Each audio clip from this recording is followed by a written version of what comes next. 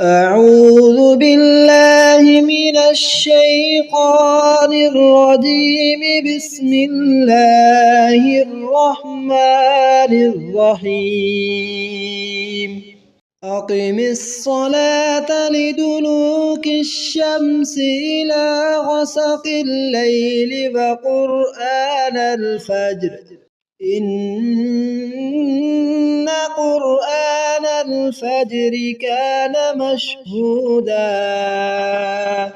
ومن الليل فتهجد به نافلة لك عسى أن يبعثك ربك مقاما محمودا وقل رب أدخلني مدخل صدق وأخرجني مخرج صدق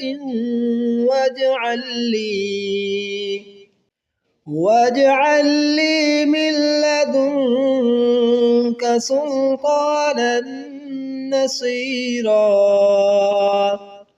وقل جاء الحق وزهق الباطل إن الباطل كان زهوقا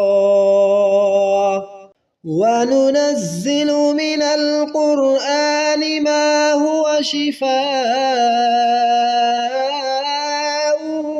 ورحمة للمؤمنين ولا يزيد الظالمين إلا خسارا وإذا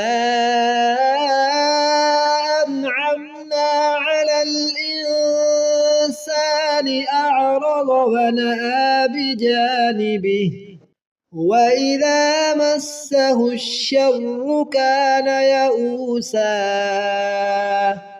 قل كل يعمل على شاكلته فربكم أعلم بمن هو أهدى سبيلا